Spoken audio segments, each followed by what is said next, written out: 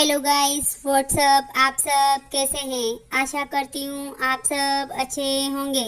Channel को subscribe करें और वीडियो को लाइक करें। धन्यवाद। भूल गलतियां हर इंसान से होती हैं।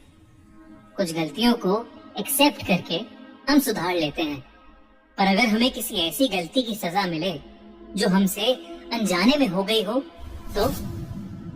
इवाना एक हाउसवाइफ थी। 27 साल की शादी और 2 बच्चों के साथ इवाना काफी अच्छी और सिंपल लाइफ जी रही थी।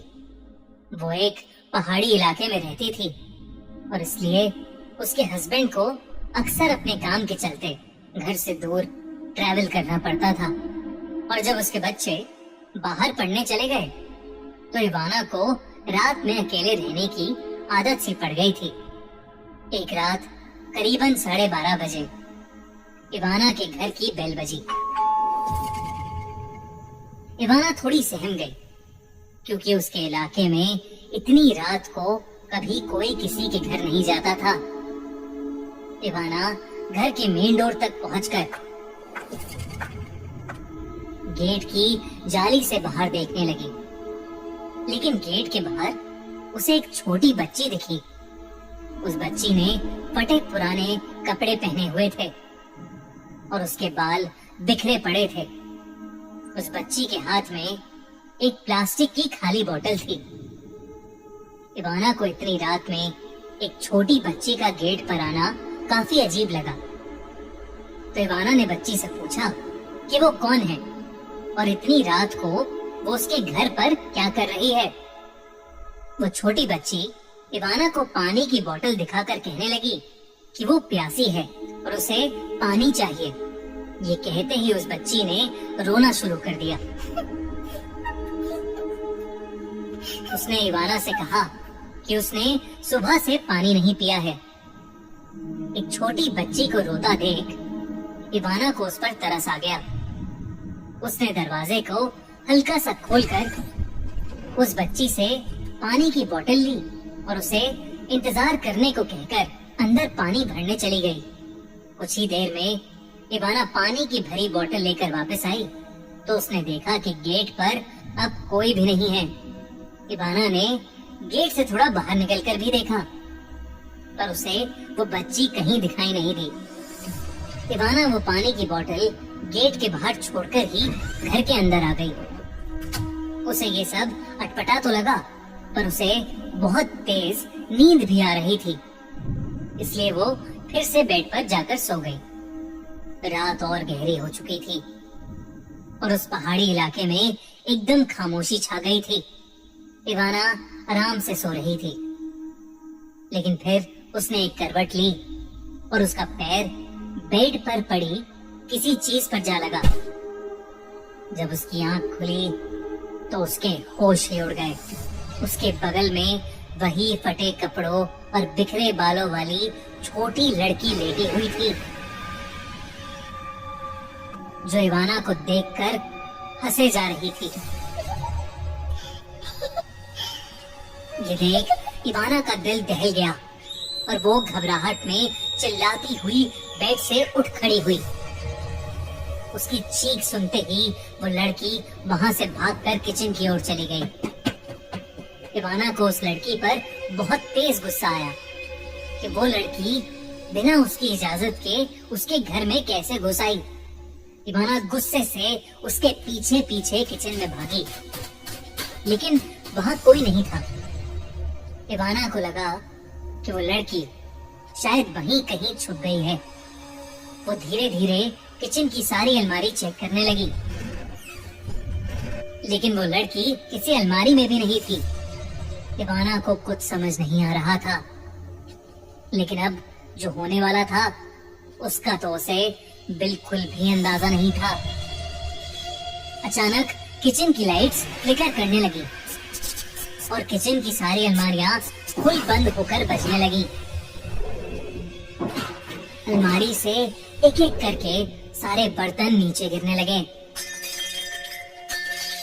एक चाकू तो इवाना को लगते लगते बचा। इवाना शॉक्ड थी और सुन्न होकर अपने सामने घट रहा वो अजीब हादसा देख रही थी। कुछ मिनटों बाद ही अलमारियों का बजना बंद हो गया था, लेकिन घर की लाइट्स अभी भी फ्लिकर कर रही थीं। अचानक किचन सिंक से काले रंग का पानी नाली से ऊपर निकल निकल कर आने लगा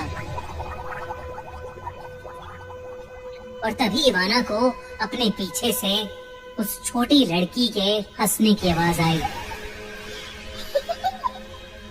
वो मुड़ी तो उसने देखा कि वो छोटी लड़की इवाना की घबराई हुई हालत देखकर जोरों से हंस रही थी और ताली बजा रही थी।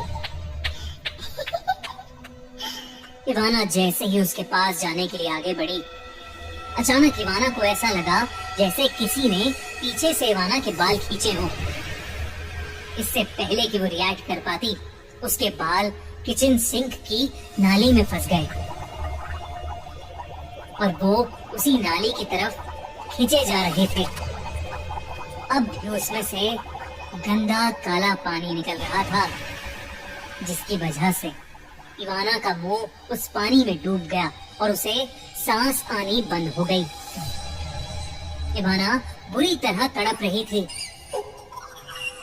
पर उसने बहुत जोर लगाया और अपने आप को सिंक से दूर धक्का दिया। वो उस किचन सिंक के चंगुल से तो छूट गई, लेकिन उसे बहुत तेज दर्द हो रहा था। पूरे सिंक में अब उसके टूटे हुए बाल पड़े थे।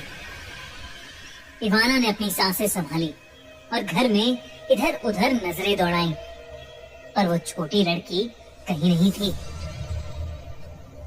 इवाना को समझ आ गया कि वो छोटी लड़की कोई आम लड़की नहीं, बल्कि कोई बहुत बुरी शक्ति या शायद कोई आत्मा है जो उसके पीछे लग गई है। उसने फौरन अपने हस्बैंड को फोन मिलाया और उसे सब कुछ बता दिया। उसके पति ने कहा कि वो मदद के लिए किसी को भेज रहा है, लेकिन तब तक इवाना को फौरन वो घर छोड़कर पड़ोस में चले जाना चाहिए।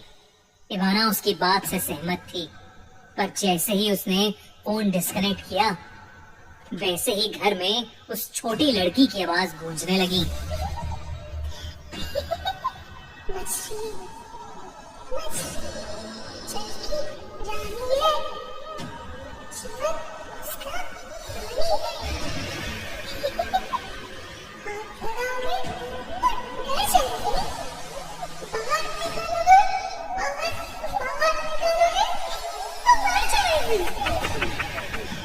और अचानक वो लड़की इवाना के सामने आ गई और उसका गला घोटने लगी।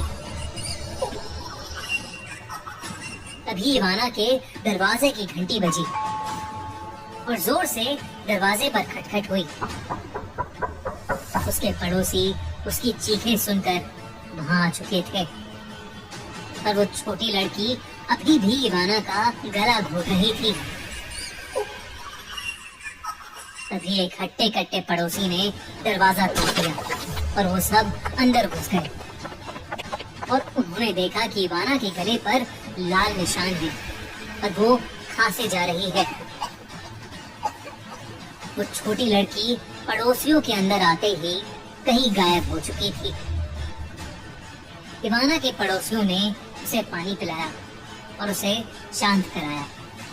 उस रात से करीबन हफ्ते भर पहले ही इवाना और उसका परिवार कहीं घूमने गए थे।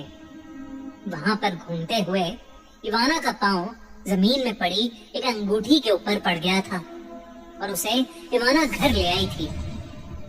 इवाना ने देखा कि अगली सुबह वो अंगूठी उसके हाथों से गायब थी। उसे समझ आ गया कि उस लड़की की आत्मा का कनेक्शन उसी अंगूठी से था। इवाना और उसके परिवार ने उसी दिन अपने घर का एग्जॉर्सिज्म यानी शुद्धिकरण करवाया